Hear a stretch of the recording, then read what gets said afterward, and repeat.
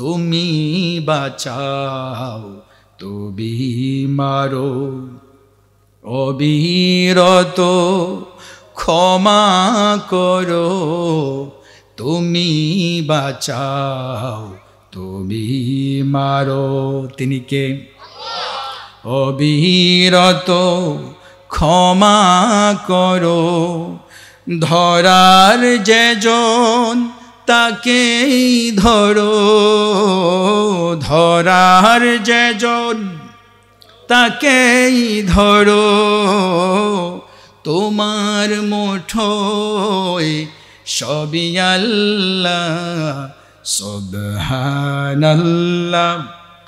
মৃত্যুর যন্ত্রণা কত কঠিন সইতে আমি পারিব না ঠিক কিনা বলুন কবরের আযাব কত কঠিন সইতে আমি পারিব না বলেন ও গো দয়াময় হে রহিম চাই যে তোমার শুধু করুণা কবরের আযাব কত কঠিন সইতে মোরা পারিব না মসজিদের ওই পালকিখানা আসবে সবার দ্বারে সবার জানা মসজিদের ওই পালকিখানা আসবে সবার দ্বারে সবার জানা বড়ই পাতার গরম পানির শেষ গোসল দিবে সব জনা গোসল শেষে সাদা কাফনে গোসল শেষে সাদা কাফনে চির বিদায় দেবে হে মনা ঠিক কিনা বলুন আমার বন্ধুগণ এবার সব মাখলুক শেষ হয়ে গেল আসমানের মালিক বলেন ওয়াইদাল কুবুরু বুসিরাত ইসরাফিল দ্বিতীয়বার সিংহায় ফুৎকার দেওয়ার সঙ্গে সঙ্গে সব মাখলুকগুলাকে উঠাবেন কে আল্লাহ আলিমাত নাফসুম মা কদ্দামাত ওয়া আখরাত ওই সময় প্রত্যেকটা মানুষ জানতে পারবে আগে সে কি পাঠিয়েছে কি রেখে এসেছে আরেক বর্ণনায় আসছে কয়েকটি অর্থ সে কি কি ভালো কাজ করেছে সে জানতে পারবে সে কি কি খারাপ কাজ করেছে তাও সে জানতে পারবে এই সবগুলো বিষয় জানিয়ে দিবেন যিনি তিনি কে যারা রডের পরিবর্তে বাঁশ দিছে যারা হাজার হাজার কোটি টাকা লুটপাট করে বেগমপাড়া বাড়ি বানিয়েছে এই বিষয়গুলো জানবেন কি জানবেন না গরিবের তেল চাল ডালগুলো খাটের নিচে পুকুরের মধ্যে যারা লুকিয়েছে এই বিষয়গুলো জানবে কি জানবে না চাচাতো ভাইয়ের জমিনের আইল ঠেলে যারা বড় করেছে তারা জানবে কি জানবে না এতিমের হক যারা দেয় নাই তারা কি জানবে না বিধবা ভাতা যারা খেয়েছে তারা কি জানবে না রাতের ভোট দিনে যারা করেছে ডাকাতি করেছে তারা কি জানবে সবগুলো জানিয়ে দেয়া হবে এই সবগুলো যিনি জানাবেন তিনি কে তিনি রাতের বেলা কম দেখেন না বেশি দেখেন দিনের বেলা কম দেখেন না বেশি দেখেন তো কম বেশি হুজুর কি বলেন কম আর বেশি কি তিনি তো দেখেনই তিনি এমন ভাবে দেখেন ইন্নাল্লাহা সামিউম বাসীর ইন্নাল্লাহা আলিমুম বিযাতিস সুদূর ইয়ালামু খাইনাতাল আয়ুন ওয়া মা তুখফিস সুদূর বান্দারে তুমি তোমার চোখের ইশারায় কাকে কি বলতে চাও বুঝাতে চাও অন্তরের মধ্যে অন্তরের গহীনে কি লালন করো মনে মনে কি খারাপ বা ভালো চিন্তা করো সবগুলো পৃথিবীর কেউ না জানলেও যিনি জানেন তিনি কে আল্লাহর রাসূল বলেন 7 তবকের জমিনের 7 তবকের নিচে কালো পাথরের ভিতরে যদি কালো একটি পিপিলিকাও হাঁটে, তার কদম কোথায় গিয়ে পড়ছে, সে কি করছে, সবগুলো দেখেন। তার কদমের আওয়াজ যিনি শুনতে পান তিনি কে? সুবহানাল্লাহ বলবেন না? সংক্ষিপ্ত সময় তো, এজন্য লম্বা করছি না। বন্ধুরা আমার, যদি ছোট্ট করে বলি, আকাশ ফেটে যাবে, তারকাগুলি খসে পড়বে, সমুদ্রের তলদেশ ফেটে যাবে, কবরগুলো থেকে মাখলুকগুলোকে উঠানো হবে, তাদের আমলনামা জানানো হবে। এই কথা বলার পরে আল্লাহ রব্বুল আলামিন আপনাকে আমাকে যেন নাসিহা করছেন, বড় মায়া করে, আদর করে, ভালোবেসে তিনি ডাক দিয়ে বলেন, ইয়া আইয়ুহাল ইনসান, ও মানুষ সকল শোনো, মা গররাকা বিরব্বিকাল কারীম, তোমার সম্মানিত রবের ইবাদত করা থেকে তোমাকে কিসে বিরত রাখি বান্দা, একটু বলো। তোমার কি একটু চিন্তা হয় না রে বান্দা? তুমি কোথায় ছিলে, তুমি এখন কোথায় আছো, কোথায় যাবে, কার কাছে যাবে? তোমাকে আমাকে যিনি বানিয়েছেন তিনি কে? আল্লাহ সেই কথাই বলছেন, আল্লাযী খলাকাকা ফাসাওয়াকা ফাআদালাক। ও বান্দা, তুমি একটু চিন্তা করো, তোমাকে কে বানিয়েছেন?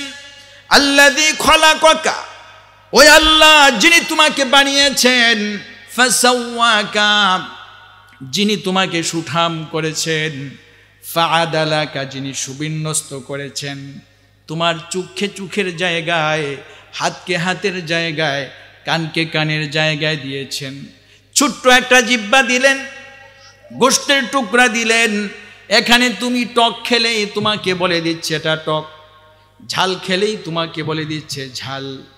নাকের মধ্যে স্মেল চলে যায়, খাবারটা ভালো না খারাপ সেই সক্ষমতা বোঝার জন্য নাক দিলেন, দেখার জন্য চোখ দিলেন। যদি আল্লাহ রব্বুল আলামিন নাকটাকে এই পাশে দিতেন, খাবার নিয়ে নাকের কাছে এভাবে নেওয়া লাগতো। নাক যদি বলতো হ্যাঁ খাবারটা ভালো, আমরা তখন মুখে দিতাম।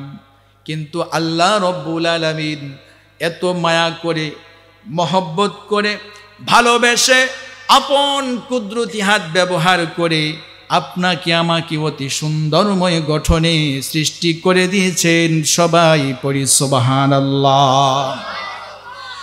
লাকাদ খালাকানাল ইনসানা ফি আহসানি তাকওয়িম।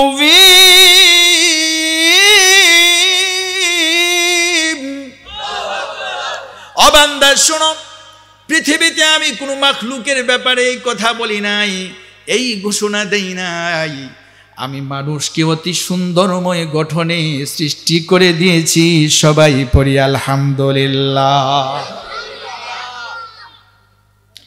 তুমি বাঁচাও তুমি মারো, অবিরত ক্ষমা করো। তুমি বাঁচাও তুমি মারো, তিনি কে? অবিরত ক্ষমা করো। ধরার যেজন তাকেই ধরো, ধরার যেজন তাকেই ধরো। তোমার মুঠোয় সবই আল্লাহ, সুবহানাল্লাহ। বন্ধুরা আমার, এজন্য আল্লাহ রব্বুল আলামিন বলেন, বান্দা একটু চিন্তা করো, একজন সুস্থ বালেগ পুরুষ যখন মনের শাহাওয়াত পূরণ করে, তার স্ত্রীর সাথে মিলিত হয়, বর্তমান বিজ্ঞান বলে একবার শাহাওয়াতের ফলে একজন সুস্থ বয়স্ক বালেগ পুরুষ হতে যেই পরিমাণ বীর্য বাহির হয়, যদি মায়ের গর্ভের মধ্যে সে ওই পরিমাণ জায়গা পেত, তাহলে 1 কোটি নয় 2 কোটি নয়, কমপক্ষে 25 থেকে 30 কোটি মানুষ একসঙ্গে জন্মগ্রহণ করত। সুবহানাল্লাহ। ওখান থেকে যুদ্ধ করে তারা মাত্র কয়েকশো চলে আসে মায়ের রেহেমের কাছাকাছি, ডিম্বাণুর কাছাকাছি। ওখান থেকে জিহাদ করে একটি মাত্র শুক্রাণু মায়ের ওখানে স্থান করে নেয়, আর ওই একটি শুক্রাণু হচ্ছি আপনি, আমি, আমরা সকলে পড়ি সুবহানাল্লাহ।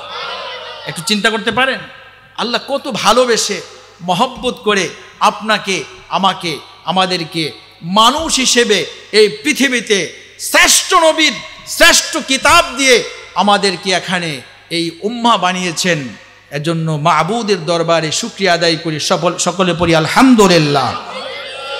বন্ধুরা আমার, আল্লাহ রাব্বুল আলামিন তারপরে বলেন ফি আইয়ি সূরাতিন মা শাআ রাক্কাবাক, বান্দারে আমি আল্লাহ যেভাবে চেয়েছি তোমাকে আমি ওইভাবে সুন্দর করে সৃষ্টি করে দিয়েছি। তারপরে বলছেন কাল্লা বাল তুকাযযিবুনা বিদ্দিন, এরপরেও কি বান্দা তুমি আমি আল্লাহর নেয়ামতগুলো দেখে দেখে তুমি আমাকে স্বীকার করবে না? তারপরেও তুমি কিভাবে কিয়ামত দিবসকে অস্বীকার করো? কখনো নয়, তোমরা কিয়ামতকে অস্বীকার করো, আল্লাহর অস্তিত্বকে অনেক নাস্তিক অস্বীকার করে। এবং আমাদের সমাজে নামদারি মুসলমানেরা, এই মুনাফিকের দলেরা পর্যন্ত মাঝে মাঝে এমন কথা বলে বসে যে আল্লাহ যদি থাকেন তাহলে ফিলিস্তিনে কেন আজকে এই অবস্থা বলো? সকলে পড়ি আস্তে আস্তে নাউজুবিল্লাহ। ফিলিস্তিনে ওই সকল ইহুদি খ্রিস্টানেরা গত 15 মাসে 47,000 ছোট্ট ছোট্ট ফেরেশতার মতো শিশু বাচ্চাগুলাকে যারা পৃথিবী থেকে বিদায় করে দিল। বন্ধুরা আমার, যে আল্লাহ রব্বুল আলামিন আগুনের নিজস্ব কোনো শক্তি নেই, বাতাসের নিজস্ব কোনো শক্তি নেই, তরবারির নিজস্ব কোনো শক্তি নেই, যে আগুন পানি বাতাস আল্লাহ রব্বুল আলামিনের কথা শুনে যে আগুনের মধ্যে হযরত ইব্রাহিম নবীকে ফেলে দিল, আল্লাহর হুকুম নেই, ইব্রাহিম নবীকে পোড়াতে পারে নাই। ইউনুস নবী মাছের পেটে চলে গেল, অতল গভীরে চলে গেল। মুফাসসিরগণ লিখেন ওই মাছটি সমুদ্রের এত গভীরে গিয়েছিল, কিয়ামত পর্যন্ত কোনো মাছ সমুদ্রের এত গভীর তলদেশে যেতে পারবে না। সবাই পড়ি সুবহানাল্লাহ। তারপরেও ইব্রাহিম নবীকে আগুন থেকে ওই পানির মধ্যে 3 অন্ধকারের ভিতরে ইউনুস নবীকে যিনি বাঁচিয়েছেন তিনি কে? ওই আল্লাহ রব্বুল আলামিন ক্যালিফোর্নিয়ার লস অ্যাঞ্জেলেস সেই অঙ্গরাজ্যের মধ্যে এমন ভাবে আগুনের লেলিহান তিনি জ্বালিয়ে দিলেন, যারা ফিলিস্তিন সিরিয়ার বাচ্চাগুলাকে নিয়ে পুতুল খেলা করত, আল্লাহ রব্বুল আলামিন দেখিয়ে দিলেন ওয়া মাকারু ওয়া মাকারাল্লাহ ওয়াল্লাহু খায়রুল মাকিরিন। সুবহানাল্লাহ বলবেন। আল্লাহ রব্বুল আলামিন তাদের সকল পরিকল্পনাকে ধূলিসাৎ করলেন।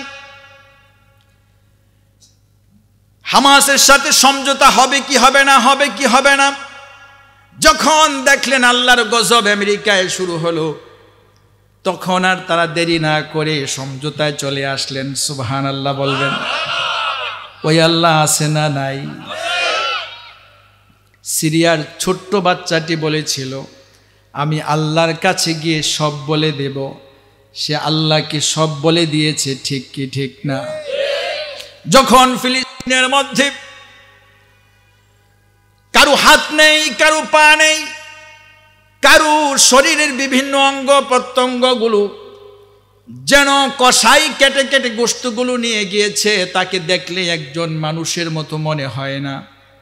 যেন জঙ্গলার কোনো হিংস্র প্রাণী তাকে অর্ধেক খেয়ে ফেলেছে। এই মানুষগুলাকে যখন হসপিটালে চিকিৎসা দেওয়া শুরু করলাম, ওই ইহুদির বাচ্চারা হসপিটালে একের পর এক বিমান হামলা শুরু করলো। ডাক্তার যখন দেখলেন শেষ মুহূর্তে তার সামনে আর একটি বাচ্চা আছে, সবাই শেষ, হসপিটালও ভেঙ্গে চুরমার। ওই মুহূর্তে ওনার সামনে যে মার্কারটি ছিল, মার্কার পেন্সিল দিয়ে তিনি সাদা বোর্ডে লিখলেন, ও ফিলিস্তিনের মানুষ, আমরা আমার সাধ্যমতো চেষ্টা করেছি, আর পারলাম না, তবে আমাদের কথা ভুলে যেও না, মনে রাখিও। কিছুক্ষণ পরে বিমান হামলায় হসপিটাল সহ ডাক্তার সহ তার হাতের মধ্যেই কলমটা ছিল, সে দুনিয়া থেকে বিদায় হয়ে গেল। ফিলিস্তিনের প্রতিনিধি যখন জাতিসংঘে কথা বলতে গেল, এই ডাক্তারের কথাটা কোট করে সে বলতে গিয়ে আর বলতে পারল না, হাউমাউ করে কেঁদে সে এটা ছুঁড়ে ফেলে দিল। যারা আজকে আমাদেরকে মানবতা শিখায়, যে মানুষগুলো একটি ইহুদির বাচ্চা মারা গেলে হাউমাউ করে কান্না করে, মুসলমান বাচ্চাদেরকে পাখির মতো তারা গুলি করে করে নিঃশেষ করে দিতে বিন্দু মাত্র তারা পিছপা হয় না। আর তারা আমাদেরকে মানবতা শিখায়, আমরাও ক্ষমতার জন্য তাদের পা চাটি। কখনো চলে যাই, যারা কাসিম খায়, কাট্টা খায়, তাদের কাছে একদল চলে যায়, আরেক দল যারা সারাক্ষণ শুধু হারামের উপরে শুকর মদ নিয়ে পড়ে থাকে, তাদের কাছে ছুটে যায় কিসে, লাইতানি মা আগনা আন্নি মালিয়াম, আজকে আমার সম্পদ কোথায়, কোনো কাজে আসছে না। হালাকা আন্নি সুলতানিয়া, আজকে আমার কোথায় ক্ষমতা, কোথায় পাওয়ার, তাও কোনো কাজে আসছে না। আল্লাহ রব্বুল আলামিন বলবেন, ওই জালেমটাকে আর সুযোগ না দিয়ে তোমরা যাও, খুজুহু ফাগুল্লু, তাকে ধরো, সুম্মাল জাহিমা সল্লু, তাকে জাহান্নামে নিক্ষেপ করো, সুম্মাল জাহিমা সল্লু সুম্মা ফি সিলসিলাতিন যারউহা ৭০ যিরাআন ফাসলুকু, ৭০ গজ লম্বা শিকল পেঁচিয়ে তাকে জাহান্নামে নিক্ষেপ করে দিবেন কে? আব্দুল্লাহ ইবনে আব্বাস বলেন রাদিয়াল্লাহু তাআলা, এই শিকলটা তার পায়খানার রাস্তা দিয়ে প্রবেশ করিয়ে, নাক দিয়ে বের করিয়ে, এভাবে পেঁচিয়ে পেঁচিয়ে ওই বান্দাকে জাহান্নামে নিক্ষেপ করা হবে। সকলে পড়ি নাউজুবিল্লাহ। ক্ষমতা, চেয়ার, এটার জন্য আমাদের রাসূলকে পর্যন্ত যারা জেলে ভরে দেওয়ার কথা বলেছিল কিছুদিন পূর্বে, যারা ক্ষমতার জন্য উন্মাদ হয়ে গিয়েছে, কখন চেয়ারে বসবে, এই লোকগুলো কি একবারও চিন্তা করে না? হায় রে, যখন গুরুস্থানে যাই তখন তো মাইয়েতকে কবরস্থ করার সময় মাটি হাতে নিয়ে আমরা কি পড়ি? মিনহা অফিহা অমিনহা, তারপর আমরা বলি বিসমিল্লাহি ওয়া আলা মিল্লাতি। কত বড় মুনাফিক হলে এই কথা বলতে পারে? সারা জীবন করলেন ভণ্ডামি, কোরআন সুন্নাহর বাহিরে কথা বলেছেন, কোরআন সুন্নাহর পক্ষে যারা কথা বলেছে তাদেরকে কখনো কখনো ফাঁসিতে ঝুলিয়েছেন, দেশ ছাড়া করেছেন, তাদেরকে জেলবন্দি করেছেন। আর আপনি মারা যাওয়ার পরে কোরআন সুন্নাহর বিপক্ষে অবস্থান নেয়ার পরেও আমরা বুঝে না বুঝে বলছি বিসমিল্লাহি ওয়া আলা মিল্লাতি। বন্ধুরা আমার, আল্লাহ রাব্বুল আলামিন বললেন, বান্দারে এতক্ষণ আমি সুন্দর করে নসিহত করলাম, তোমরা এবার জেনে রাখো, রাতের অন্ধকারে দিনের আলোতে একাকী নিবৃত্তে নির্জনে তুমি যেখানে যাই করো না কেন, আমি আল্লাহ তোমাদের উপরে এমন সংরক্ষণকারী নিযুক্ত করে দিলাম। ওয়া ইন্না আলাইকুম লাহাফিজিন কিরামান কাতিবিন। সুবহানাল্লাহ বলবেন না? আমি তোমাদের জন্য সংরক্ষণকারী রেখে দিলাম। এই দুইজন সম্মানিত লিখক, দুই ফেরেশতা তোমাদের সব কিছু লিখছে। ইয়ালামুনা মা তাফআলুন, তোমরা যা জানো যা জানো না, যাই করছো সবগুলো তারা সুন্দর করে রেকর্ড করছেন। তাদের নাম হলো সম্মানিত দুজন লেখক। সকলে পড়ি সুবহানাল্লাহ। ইন্নাল আবরার লাফি নাঈম, বান্দা জানো তুমি যদি আবরার হও, তুমি যদি সৎকর্মশীল হও, তুমি যদি আবেদ হও, তুমি যদি মুহসিন হতে পারো, ঈমানের দাবি মোতাবেক আমল করতে পারো, তোমার জন্য আমি আল্লাহ জান্নাতকে রিজার্ভ করে রেখেছি। সুবহানাল্লাহ। ওয়া ইন্নাল ফুজ্জারা লাফি জাহিম, আর যারা নাকি পাপিষ্ঠ বান্দা, আল্লাহর হুকুমের এগেইনস্টে যারা কাজ করবে, দিন কায়েমের জন্য যারা লড়াই করবে না, যারা রাসূলের তরিকাকে অস্বীকার করবে, ওই সকল বান্দাগুলোর জন্য জাহান্নাম অবধারিত করে রেখে দিয়েছেন কে? বন্ধুরা আমার, ইয়াসলাউনাহা ইয়াউমাদ্দিন, ওই দিন বান্দাগুলা ওই জাহান্নামের মধ্যে প্রবেশ করবে। ওয়া মা হুম আনহা বিগাইবিন, ওই জাহান্নাম থেকে কেউ বাঁচতে চাইলেও পলায়ন করতে চাইলেও পারবে না। আল্লাহ রাব্বুল আলামিন তারপরে খুব কঠিনভাবে বললেন, নবী হে শুনুন, ওয়ামা আদরাকা মা ইয়াউমুদ্দিন, নবী হে আপনি কি জানেন ওই দিনটি সম্পর্কে, ওই দিনটা কেমন দিন হবে? সুম্মা মা আদরাকা মা ইয়াউমুদ্দিন, অতঃপর আমি আল্লাহ আবারও বলছি, আপনি কি জানেন ওই দিনটি কেমন হবে? ওই দিন আচরণটা কেমন হবে? ওই দিন মানুষের অবস্থা কেমন হবে আপনি কি জানেন? নবীকে দুইবার কথা বললেন কে? ইয়াউমা লা তামলিকু নাফসুল লিনাফসিন শাইআ ওয়াল আমরু ইয়াউমা ইযিল লিল্লাহ। সুবহানাল্লাহ। নবী হে ওই দিনটা হলো এমন দিন, ইয়াউমা লা তামলিকু নাফসুল লিনাফসিন শাইআ, ওই দিন কোনো মানুষের উপকারে আসবে না, বাপ ছেলের পরিচয় দিবে না, স্ত্রী স্বামীর পরিচয় দিবে না, বন্ধু বন্ধুর পরিচয় দিবে না, সবাই খালি বলবে নাফসি নাফসি, নবীরা পর্যন্ত বলবে নাফসি। মানুষগুলো যখন পেরেশান হয়ে যাবে, ওই মানুষগুলো আল্লাহ রাব্বুল আলামিনের কাছে ভাবে উপরের দিকে তাকিয়ে তারা শুধু বলবে নাফসি নাফসি, নবীরাও বলবে নাফসি নাফসি। ওই দিন কোনো পীর সাহেব মুরিদের খবর রাখতে পারবে না, স্বয়ং নবীরাও ততক্ষণ পর্যন্ত উম্মতের খবর নিতে পারবে না যতক্ষণ না আমার আল্লাহ তাদেরকে অনুমতি দেন। সুবহানাল্লাহ।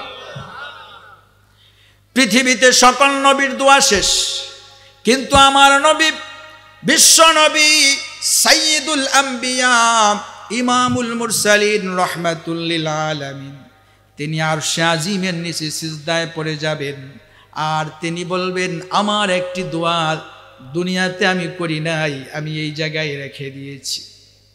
আল্লাহ রাব্বুল আলামিন ফেরেশতা পাঠিয়ে বলবেন, হাবিব আপনার মাথা উঠান, আপনার মাথা উঠান। কিন্তু আমার রাসূল, আপনার রাসূল বলবেন, আল্লাহ গো, আমার গুনাহগার উম্মতকে যতক্ষণ না আপনি মাফ করে দিবেন ততক্ষণ আমি রাসূল সিজদা থেকে মাথা উত্তোলন করব না। সুবহানাল্লাহ। বন্ধুরা আমার, ওই নবীজির কথা বললে ভালো লাগে, ওই নবীজির শানে মিলাদ কিয়াম পড়লে খুব ভালো লাগে, দোয়া শেষে জিলাপি আমিত্তি মিষ্টি পেলে খুব ভালো লাগে। যদি নবীজির আদর্শ 3.5 হাত বডির মধ্যে ফিট করতে বলি তখন আমাদের অনেকের ভালো লাগে। আমি যদি বলি, ভাই আমার রাসূল বলছেন দাড়ি ছেড়ে দেন, গোঁফ খাটো করুন, খাওয়ার শুরুতে বিসমিল্লাহ পড়ুন, খাওয়ার শেষে আলহামদুলিল্লাহ পড়ুন, ডান হাতে পানি পান করুন, বসে বসে পান করুন, 3 ভাগ করে 1 ভাগ খাবার খান, পানি খান, খালি রাখেন। বাথরুমে যাওয়ার সময় সুন্নত আছে না নাই? ইমাম সাহেব যদি ঘোষণা করে মসজিদে প্রবেশের সময় সুন্নত আছে না নাই? বিসমিল্লাহ পড়বেন, দুরূদ শরীফ পড়বেন, দোয়া পড়বেন, ডান পা দিয়ে প্রবেশ করবেন, ইতিকাফের নিয়ত করবেন। খুব ভালো।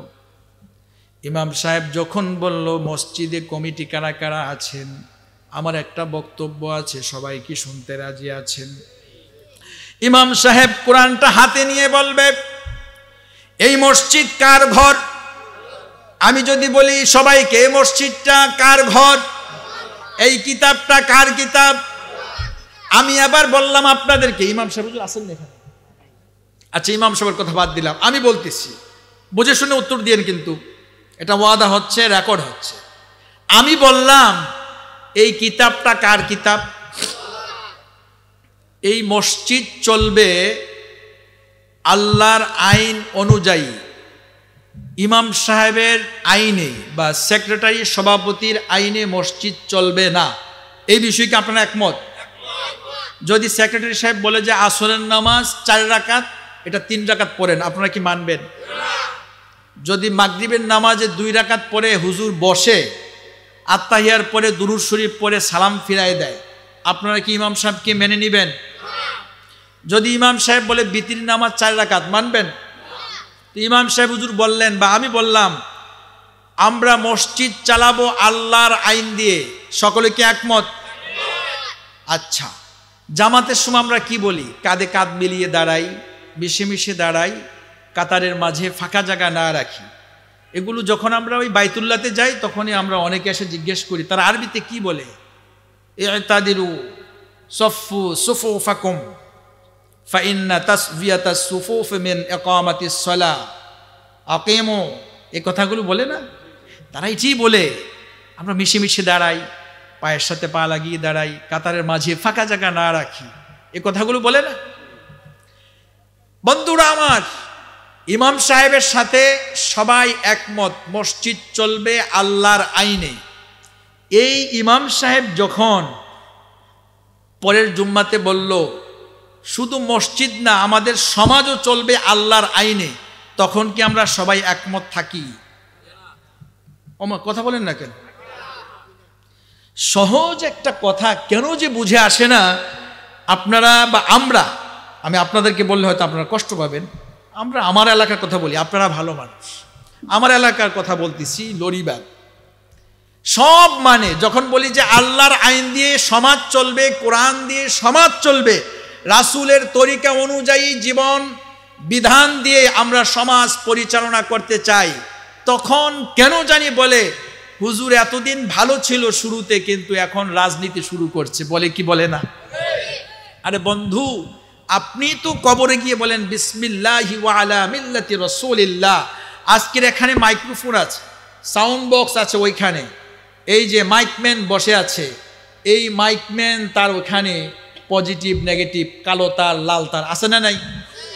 এখন আমি বললাম আজকের এই দিনে ভাড়া দিয়ে মেশিন আনছি আমি, বেটা তুমি বসো, আমি লাল আর কালো বা সবুজ আর গিয়ে হলুদ দুটাকে একসাথে জোড়াইয়া এক ছিদ্রে ঢুকাই দিলাম, সাউন্ড হবে না, জ্বলে যাবে। সুতরাং এটাকে যিনি বানিয়েছেন তার ফর্মুলা অনুযায়ী আপনাকে আমাকে মাইকম্যান সহ সবাই চলতে হচ্ছে, ঠিক কিনা? এই যে মোবাইল ফোন আসলে সবুজ বাটনে আমরা টাচ করি, কথা বলি। আমি বললাম টাকা দিয়ে কিনছি মোবাইল, আমি, এটার মালিক কে? আমি। ফোন আসবে, আপনি ফোন দিবেন, আমি লাল বাটনে টাচ করে কথা বলবো। এখানে কারো কোনো কথা বলার অধিকার নাই, আমি কি কথা বলতে পারবো? বন্ধু, তোমাকে আমাকে যিনি বানিয়েছেন তিনি কে? তিনি কে?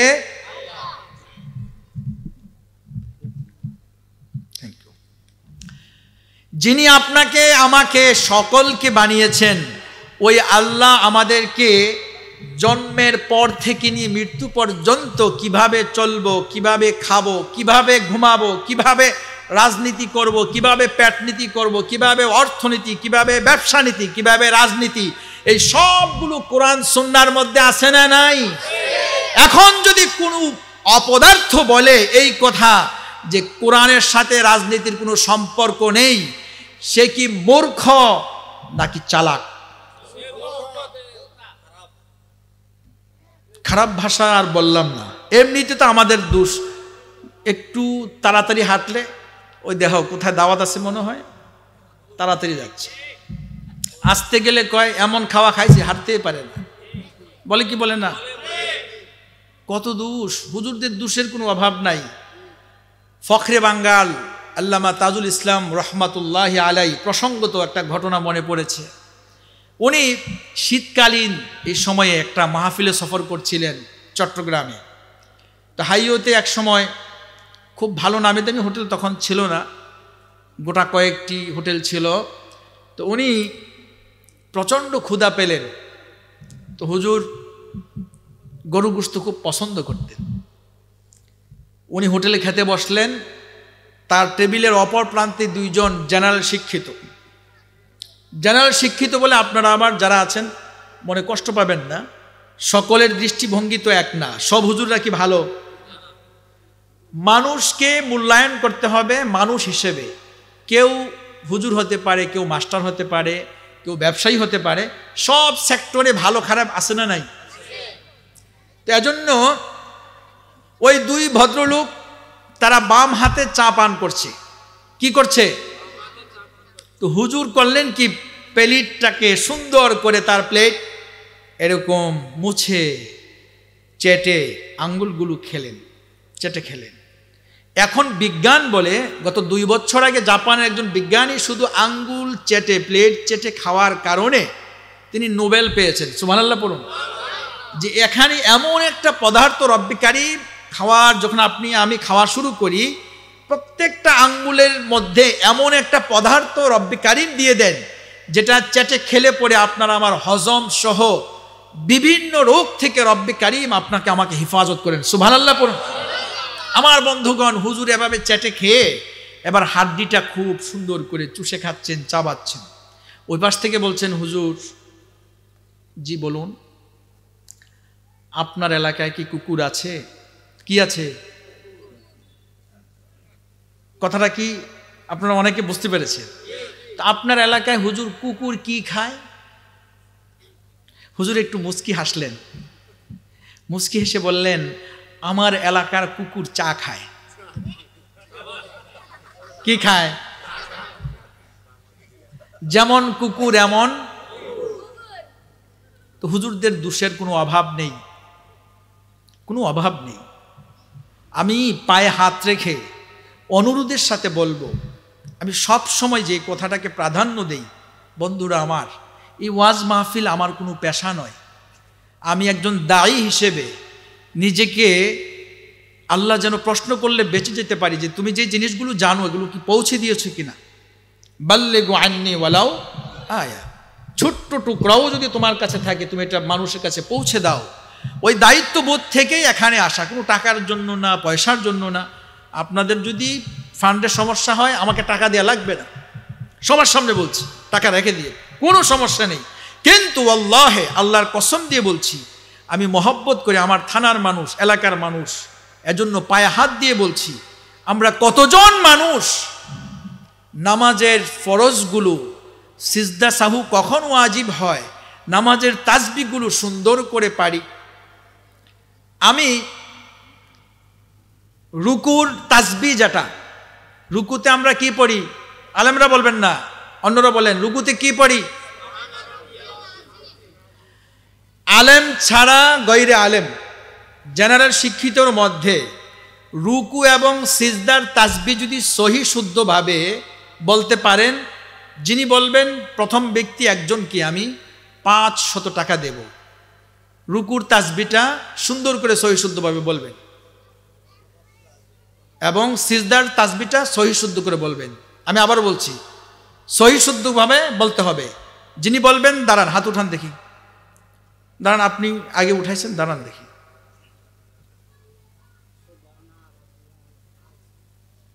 এখানে আলেম আছেন কে? ওনারটা হয়েছে কি? শুদ্ধ হয় নাই। আপনি পরে মিলাবেন। আপনি বলেন না যে হুজুর চালাকি করে টাকা না দেওয়ার জন্য। আমি বলতেছি, বসুন, আপনি দাঁড়ান, আমি কাউকে লজ্জা দিচ্ছি না। এই মজলিসে যদি আজকের এই দিনে একজন মানুষ অন্তত পক্ষে এই রুকু এবং সিজদার তাসবিহটা সহি শুদ্ধ হয়, এই মাহফিল কামিয়াব। সকলে পড়ি আলহামদুলিল্লাহ। আপনি বলুন তো ভাইয়া, বসুন, হয়নি আর কে বলবেন? এখন তো অনেকে দাঁড়াবেও না ভয়ে, যে এমনিই অনেক বছর নামাজ পড়ি, সবাই বলে নামাজি, পরে যখন এই রুকু সেজদা তাসবিহ আমি পারি না, পরের দিন সকালবেলা, আরে তুই 14 বছর নামাজ পড়স, কি পারত জানি, রুকু সেজদা তাসবিহ পারত, হুজুরে জিজ্ঞেস করছে, বলবে কি বলবে না? খোসা দিতে দিতে হেমেরে শেষ। তো উনি বলবে যে আরে যাহে বলতাম হুজুরের সামনে দাঁড়াইয়া তো পুরো বেয়াজ্জতি। না ভাই, এই কথা যিনি বলবেন আপনি গুনাহগার হবেন। শব্দটা হলো সুবহান। সুবহান কি? পরে বলতেছি, সিন বা পেশ সুব, হায়ের সাথে যদি আলিফ দিতে পারেন খারা জবর হতে পারে। হা আলিফ জবর হা, সুব হা, হা নুন জবর না, কি হলো? আচ্ছা, রবা জবর রব, বাজের বি, কি হলো? রব্বি। ইয়া আসলো কেন? আমি বলছি আমার রব, আমার রব যখন বলছি ইয়া যুক্ত হলো রব্বি। আমি যখন এই শব্দটাকে আবার পরের শব্দের সাথে সংযুক্ত করছি, ইয়ালাম জবর ইয়াল হয়ে গেল রব্বি ইয়াল, রব্বি। এখন বলুন তো আপনি কতজনে বলছেন সুবহানা? হা, হা বলছেন না হা বলছেন? আপনি যদি সূরা ফাতিহাতে পড়েন আলহামদুলিল্লাহ, সকল প্রশংসা, যাবতীয় প্রশংসা কেবলমাত্র, শুধুমাত্র, একমাত্র কার জন্য? এখন আপনি যদি বলেন আলহামদুলিল্লাহ, মোটা হা দিয়ে পড়েন, তখন এটার অর্থ হলো সমস্ত ছেঁড়া কাঁথা কম্বল সব কিছু কার জন্য? নাউজুবিল্লাহ বলবেন না? তাহলে সুবহানা, রব্বি আল না, রব্বি ইয়াল, কি? রব্বি ইয়াল। আজিম, আজিম না, কি? এখন যে দুই ভাই বলেছেন, আপনারা একটু মিলিয়ে দেখেন আমার সাথে, আমি আবারও বলছি, আপনারা উত্তর দিবেন। সুবহানা রব্বিয়াল আজিম, এমন কি হয়েছে? আপনার দুজনেরটা এমন হয়েছে? আপনি 500 টাকা এমনি নিয়ে সঠিক কথা বলেন। আরে ভাই মজা করলাম, রাগ করেন কেন? সুবহানা রব্বি ইয়াল, আপনি বলুন রব্বি ইয়াল, ইয়াল হবে আজিম, আপনি আজিমটা জোয়াটা একটা গুল হবে। এটার অর্থ হলো আমি বলছি সুবহানা রব্বিয়াল আজিম, আমার সেই সুমহান সত্তা যিনি অত্যন্ত পূত পবিত্র। সুবহানাল্লাহ বলবেন না? আপনি রাগ করছেন আমার কথা, সরি, আপনাকে কষ্ট দেওয়ার জন্য বলি নাই। আমি সিজদায় গিয়ে বলছি সুবহানা রব্বিয়াল, এতটুকু ঠিক আছে। আলা কি? আমি বিশ্বাস করি আপনাদের ইমাম সাহেব খুব বিজ্ঞ আলেম, ছোট ভাই, অনেক ছোট আমার বয়সে, হাফেজ তুফায়েল মাওলানা। আপনারা আজকের মাহফিলকে কেন্দ্র করে কমপক্ষে আমার একটা আইডিয়া 1 লক্ষ টাকার কাছাকাছি খরচ হয়ে যাবে। কিন্তু ইমাম সাহেব যদি ওনাকে এক্সট্রা আরও 3000 টাকা বৃদ্ধি করেন, বা যদি অন্য একজন হুজুরকে রেখে দেন, দিয়ে হুজুর আমি এত বেশি আমার এলেমের প্রয়োজন নাই, পারলে শিখবেন, আপনি তাকবীরে তাহারিমা থেকে ধরে সালাম পর্যন্ত যেই তাসবিহগুলো সালাতের মধ্যে আমি পড়ছি একটু দেখেন। আরে ভাই, যেখানে আমি সুবহানা রব্বিয়াল আযীম আর আলা, আলা সুবহান আর আলা উপরে, কত পার্থক্য! আমি ছোট্ট এই সামান্য বাক্যটাই সহি শুদ্ধভাবে বলতে পারি না। চা দোকানে বসে, ওখানে বসে কত বড় বড় ফতোয়া দেই। আমি আমার বাবার, মায়ের, ভাইয়ের, সন্তানের, বন্ধুর, পাড়া প্রতিবেশীর সলাতুল জানাজার মধ্যে গিয়ে বলি হুজুর জানাজার নিয়মটা আপনি বলে দেন, অথচ জানাজার শেষ বিদায়ের সময় তার সঙ্গে আমি সুন্দর করে দোয়াটুকু পড়তে পারি না। আমরা ঝগড়া করি কি নিয়ে? কে কোথায় হাত বাঁধলো, নাভির নিচে না বুকের উপরে, কে জোরে আমিন বলল, কে আসতে বলল, কে কালা টুপি, কে সাদা টুপি, কে পাঁচকুল্লি, কে গোল, কে রেজবি, কে ওহাবি, কে সুন্নি। এই ঝগড়াঝাটি আছে না নাই? আরে ভাই, তুমি হাত বাঁধা নিয়ে ঝগড়া করো, জোরে আমিন নিয়ে তুমি ঝগড়া করো। অসংখ্য মানুষ কথাই বলতে পারে না, তারা বাকরুদ্ধ হয়ে গিয়েছেন, জবানের শক্তি তারা হারিয়ে ফেলেছেন, তারা কথা বলতে পারছেন না। সেই ইসরায়েলের কঠিন থেকে কঠিন যে বোমাটার নাম এই মুহূর্তে আমি ভুলে গিয়েছি, এটার ফলে তারা তাদের জবানের শক্তি, বাক শক্তি হারিয়ে ফেলেছেন। আর অসংখ্য মানুষ যাদের হাত নেই, তারা হাত তো বাঁধবে দূরের কথা, তাদের তো হাতে নেই। আর তুমি আমি ঝগড়া করছি, কে কোথায় হাত বাঁধছে, কে জোরে আমিন বলছে, কে ওয়াহাবি, কে রেজবি, কে সুন্নি। আসো আমরা বসি, আমার সমাজের মধ্যে কোন ছেলেটা সুন্দর করে সহিশুদ্ধভাবে সে নামাজ পড়তে পারে না, তিলাওয়াত করতে পারে না। আমার সমাজে কোন ব্যক্তি অসুস্থ, কাদেরকে রব্বি কারীম ওয়াসাআত দান করেছেন, ধন সম্পদ দিয়ে যাদেরকে মালামাল করে দিয়েছেন, তাদের সাথে পরামর্শ করে তার চিকিৎসার ব্যবস্থা করি।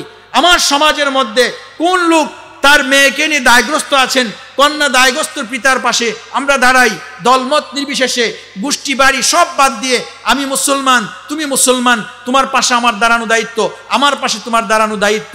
আমরা যখন স্কিমে ধান উঠাই, তখন আপনি গ্রামে তালিকা করুন কোন লোকটি, তারা যাদের জমিন নাই, যারা কাউকে বলতে পারছে না, যারা রাতের বেলা মন খারাপ থাকে আল্লাহর কাছে কান্নাকাটি করে, এই লোকগুলো বেছে বের করুন। সমাজের মধ্যে ভালো ভালো কাজ করার চেষ্টা করুন, সমাজের মধ্যে কর্জে হাসানা চালু করুন। সমাজের মধ্যে যে সকল পিতামাতারা তাদের সন্তানকে নিয়ে বিপদে আছে, তাদের পাশে দাঁড়ান। এই কাজগুলো না করে কোরআনের মধ্যে যেগুলো আছে ফরজ বিধান, ওয়াজিব বিধানগুলো বাদ দিয়ে সুন্নাত, নফল, মুস্তাহাব, মুস্তাহসান এই সমস্ত বিষয়গুলো নিয়ে কাদা ছড়াছড়ি, ভাগাভাগি আসে না নাই? অথচ সূরাতুল ফাতিহা সুন্দর করে বলতে পারবে না। আমি যদি বলি তাকবীরে তাহরিমা থেকে নিয়ে সালাম পর্যন্ত বলুন, বলতে পারবেন। আর হাত বাঁধা নিয়ে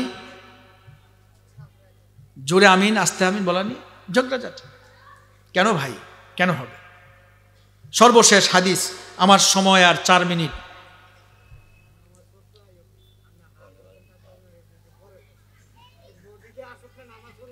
ওইটাই বলছি। রাসূল কারীম সাল্লাল্লাহু আলাইহি সাল্লাম বলেছেন, ইগতানিম খামসান ক্বাবলা খামসিন, তোমরা 5টি বিষয়কে 5টি বিষয়ের পূর্বে মূল্যায়ন করো। কয়টি বিষয়? এই 5টা বিষয় যিনি বলতে পারবেন তাকে 500 টাকা, আলেম ছাড়া অন্যরা।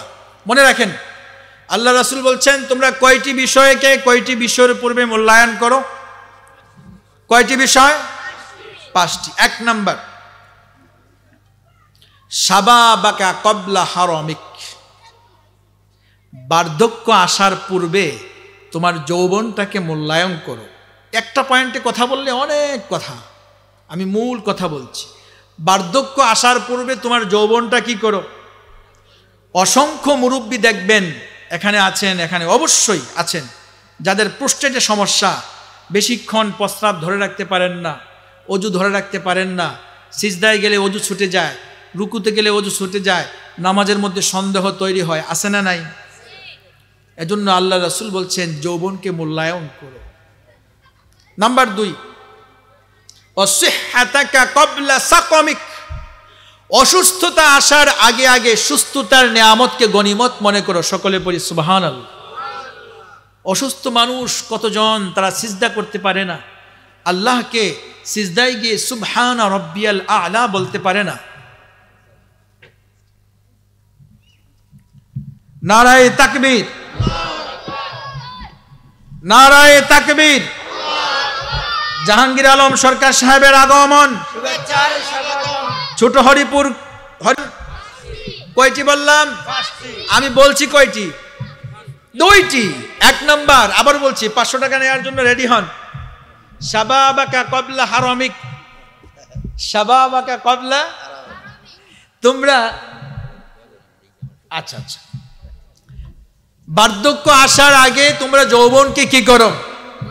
মূল্যায়ন করো। 2 নাম্বার, অসিহহাতাকা ক্বাবলা সাকামিক, অসুস্থতা আসার আগে আগে সুস্থতার নিয়ামতকে গনিমত মনে করো।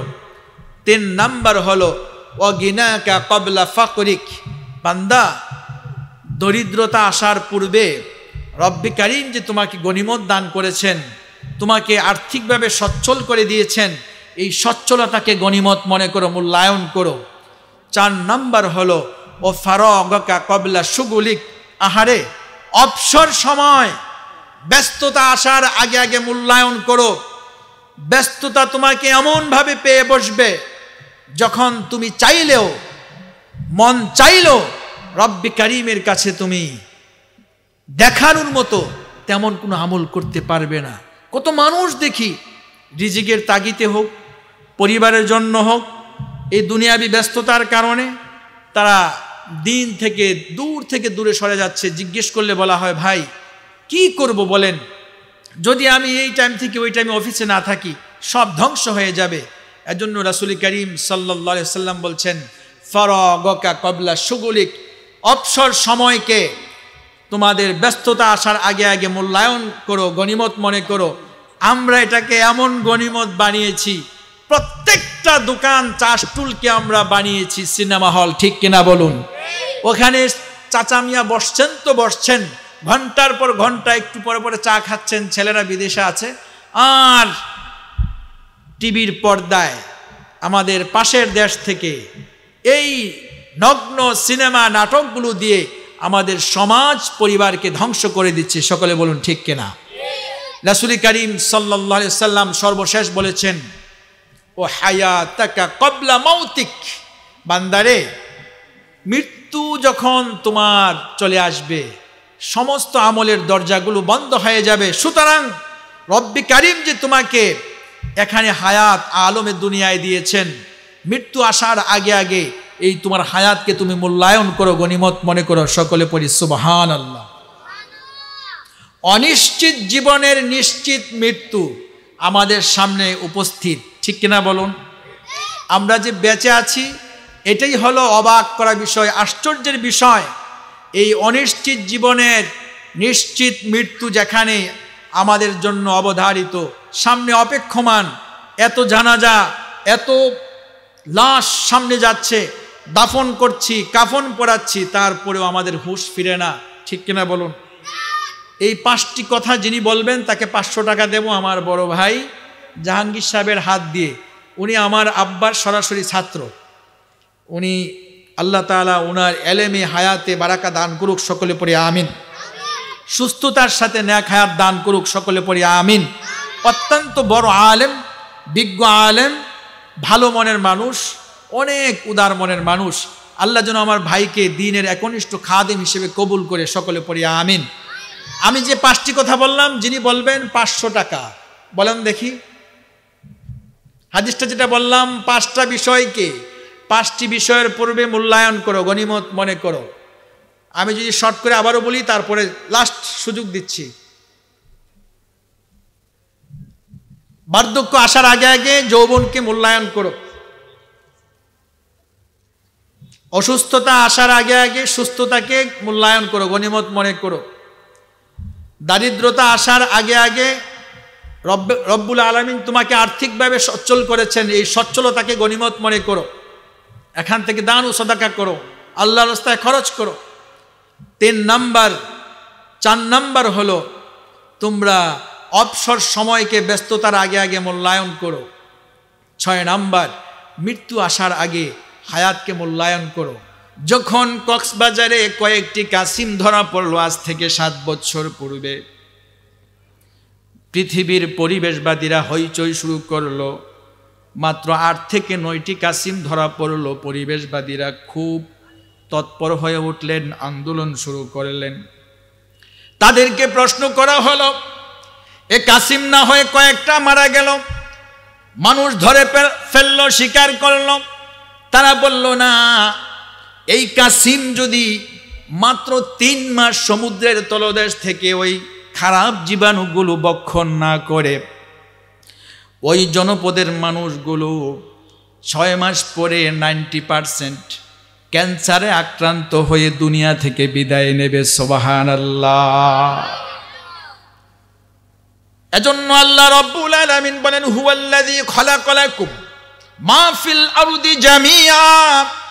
বান্দারে, তোমার আমার বোঝার মতো এই সক্ষমতা নেই যে আল্লাহ রাব্বুল আলামিন বাঘ বানালেন, মশা বানালেন, পিঁপড়া বানালেন, তিনি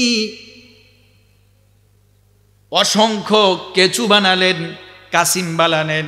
এগুলো কেন তিনি সৃষ্টি করলেন? ব্যাঙ বানালেন। সবগুলো তোমার আমার জন্য রব্বে কারীম সৃষ্টি করছেন। এগুলো তোমার আমার বোঝার মতো অনেকের সক্ষমতা নেই। আর তোমাকে আমাকে আল্লাহ রব্বুল আলামিন কেবলমাত্র শুধুমাত্র একমাত্র তার ইবাদতের জন্য বানিয়েছেন। সবাই পড়ি সুবহানাল্লাহ। আল্লাহ রব্বুল আলামিন বলেন, বান্দা তোমার এই খারাপ জীবাণুগুলো নোনতা পানি দিয়ে ফিল্টার করে করে ভালো পানিটা আবার তিনি বাতাসের মাধ্যমে আকাশের মেঘমালায় উঠিয়ে দেন। ওখান থেকে তিনি মিষ্ট পানি বর্ষণ করে দেন। সুবহানাল্লাহ। আল্লাহ রাব্বুল আলামিন বলেন, ওই মিষ্ট পানি বর্ষণের ফলে শুষ্ক জমিনটা তিনি উর্বর করে দেন। আর তোমরা ওই শুষ্ক জমিনের মধ্যে বীজ বপন করো, বীজ থেকে গাছ হয়ে যায়, গাছ থেকে ফুল, ফুল থেকে ফল। ওই ফলের মাধ্যমে তোমাদের রিজিকের ফয়সালা আমি আল্লাহ নিজে করে দেই। সুবহানাল্লাহ। বন্ধুরা আমার, ওই সাগরের তলদেশ ফেটে যাবে, নোনতা পানি মিষ্ট পানি একাকার করে দেয়া হবে। যারা নাকি বিভিন্ন জায়গায় দেখেছেন, আপনি চাঁদপুরে যান, দেখবেন একটা নোনতা পানি আর মিষ্ট পানি, দুটার মধ্যে একটা দেয়াল তৈরি করে দিয়েছেন কে? একটা ঘোলা পানি আর একটা পরিষ্কার পানি একাকার হয়ে যায় না। এই সূক্ষ্ম একটা দেয়াল যিনি তৈরি করে দিয়েছেন তিনি কে? মারাজাল বাহরাইনি ইয়ালতাকিয়ানি বাইনাহুমা বারযাখুল লা ইয়াবগিয়ান ফাবিআইয়ি আলা'i রাব্বিকুমা তুকাযযিবান। আল্লাহ রাব্বুল আলামিন দুইটা পানির মধ্যে সূক্ষ্ম দেয়াল তৈরি করে দিলেন। বান্দা তুমি যদি শিখতে চাও, শিক্ষা গ্রহণ করতে চাও, ওইখানে যদি একটু চিন্তা করো, পরিষ্কার পানিটা ঘোলা পানির সাথে মিশে যায় না। এটা শুধুমাত্র একটু জায়গা নয়, হাজার হাজার মাইল তুমি ভ্রমণ করো, সাগরের মধ্যে এমন সুন্দর করে আল্লাহ রাব্বুল আলামিন দেয়াল তৈরি করে দিয়েছেন। শুধুমাত্র কেবলমাত্র একমাত্র তোমার আমার জন্য। আমার বান্দাগুলো এই নোনতা পানি থেকে আমি যদি আকাশে উঠিয়ে দেই, বৃষ্টি বর্ষণ হয়, তাদের ক্যান্সার হবে, অনেক অসুস্থতা পেয়ে বসবে। আমি আল্লাহ এখানে ফেরেশতাদেরকে দিয়ে ফিল্টার করি, আর সুন্দর পানি, মিষ্ট পানি, স্বচ্ছ পানি আকাশে উঠিয়ে দেই। বিজ্ঞান বলে বৃষ্টির পানি এতটাই স্বচ্ছ। আসমানের নিচে, জমিনের উপরে জমজম পানির পরে যদি পবিত্র কোনো জীবাণুমুক্ত পানি থাকে, সেই পানিটা হলো বৃষ্টির পানি। সবাই পড়ি সুবহানাল্লাহ। বন্ধুরা আমার,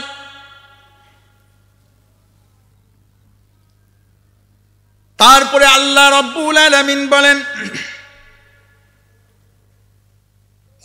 এই নোনতা পানি মিষ্ট পানি একাকার হয়ে যাবে, তলদেশ ফাটিয়ে তোলা হবে, ওখান থেকে এমন লাভা বেরিয়ে যাবে, দুনিয়ার মধ্যে কোনো একটা মাখলুক আর বাঁচতে পারবে না, সব মরে একাকার হয়ে যাবে।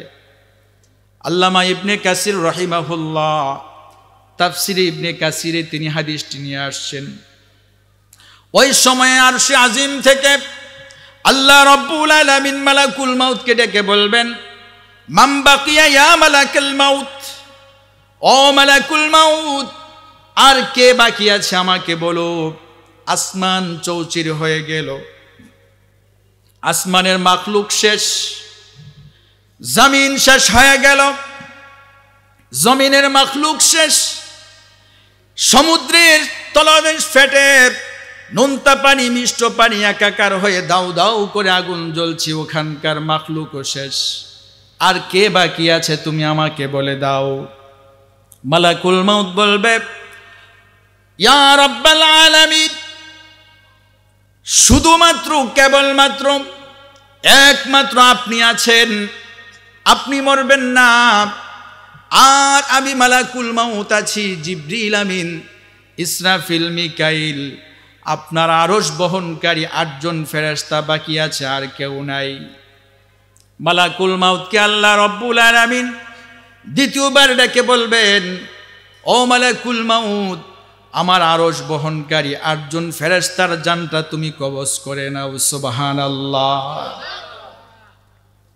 আরশ যারা বহন করছে, সময় নেই, সংক্ষেপে বলি, তাদের কানের লতি থেকে কাঁধ পর্যন্ত যেই দূরত্ব, যদি একটি তেজস্বী ঘোড়া 70,000 বছর দৌড়ায়, এই দূরত্ব অতিক্রম করতে পারবে না। সকলে পড়ি সুবহানাল্লাহ।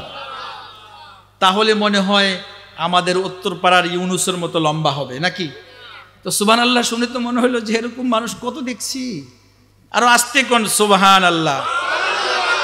বন্ধুরা আমার, তৃতীয়বার বলবেন, ইয়া মালাকাল মাউত মান বাকিয়া, ও মালাকুল মাউত, আর কে বাকি আছে বলো। মালাকুল মাউত বলবেন, জিবরিল বাকি, ইসরাফিল বাকি এবং মিকাইল বাকি, আমি বাকি আছি। আল্লাহ রাব্বুল আলামিন এবার বলবেন, তুমি ব্যতীত তোমার ওই সঙ্গী 3 জনের জান কবজ করুক। যেই জিবরিল আমিন পৃথিবীর সূচনা থেকে নিয়ে কিয়ামত পর্যন্ত সকল নবী রাসূলের কাছে সহিফা, আসমানি কিতাব, তাওরাত, জাবুর, ইনজিল, কোরআনগুলো নিয়ে আসছেন, যেই জিবরিল আমিন আমাদের প্রিয় নবীজিকে মসজিদে হারাম থেকে মসজিদুল মাকদিস পর্যন্ত রাতের বেলা বুরাক দিয়ে যিনি ভ্রমণ করিয়েছিলেন, ওখান থেকে সপ্ত আকাশ ভেদ করে যিনি সিদরাতুল মুনতাহা পর্যন্ত নিয়ে গেছিলেন, ওই জিবরিল আমিনের জানটাও কবজ করা হবে। বন্ধুরা আমার, চতুর্থবার বলবে, ইয়া মালাকাল মাউত, ও মালাকুল মাউত মান বাকিয়া, আমাকে বলো আর কে বাকি আছে। এবার মালাকুল মাউত কিছুটা কাঁপতে কাঁপতে তিনি বলবেন, ইয়া রাব্বাল আলামিন, আপনি বাকি আছেন, আপনি লা ইয়ামুতু আবাদান, লা তামুতু আবাদান, আপনি কখনো মারবেন না। আনতা হাইয়ুল কাইয়ুম, আপনি চিরঞ্জীব, আপনি থাকবেন, আমি বাকি আছি।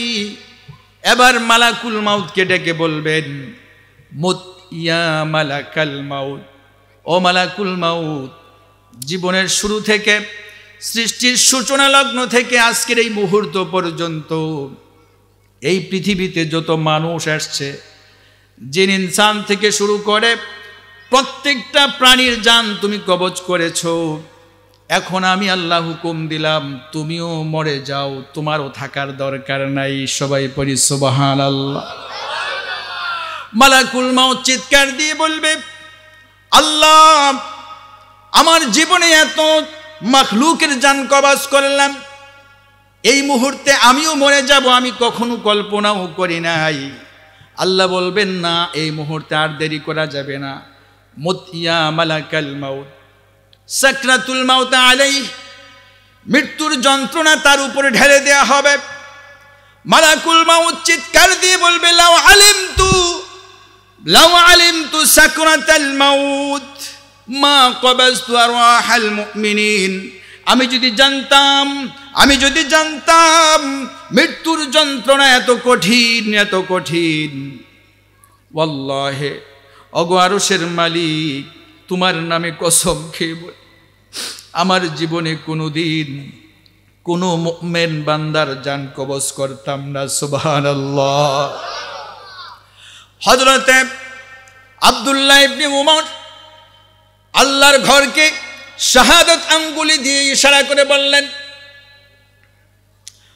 এই বাইতুল্লাহ, তুমি শোনো, তোমার এতটুকু মূল্য নাই যতটুকু মূল্য আছে একজন মুমিন বান্দার আল্লাহর কাছে। একজন মুমিন বান্দা যখন এই পৃথিবীতে থাকবে, আল্লাহকে আল্লাহ বলে বিশ্বাস করার মতো, আল্লাহকে আল্লাহ বলে রব হিসেবে মেনে নিয়ে বাস্তব জীবনে আমল করার মতো এরকম মুমিন বান্দা একজন যতক্ষণ পর্যন্ত থাকবে তুমিও থাকবে, সাত আকাশ থাকবে, জমিন থাকবে। যেদিন একজন মুমিন বান্দা থাকবে না, ওই দিন তুমি কাবাও থাকবে না, তোমাকে আল্লাহ মিশিয়ে দিবেন। সুবহানাল্লাহ। বন্ধুরা আমার, মালাকুল মাউত চিৎকার দিবে। প্রিয় নবীজি বলেন, এত জোরে চিৎকার করবে, ওই সময় যদি পৃথিবীর শুরু থেকে নিয়ে কিয়ামত পর্যন্ত যত মাখলুক পৃথিবীতে এসেছে, কোনো একটা মাখলুক যদি ইন্তেকাল না করত, সবগুলো মাখলুক যদি বিদ্যমান থাকত, মালাকুল মাউতের চিৎকারের আওয়াজের সঙ্গে সঙ্গে প্রত্যেকটা প্রাণীর কলিজা ফেটে মুহূর্তের মধ্যে ইন্তেকাল করত। সবাই পড়ি সুবহানাল্লাহ।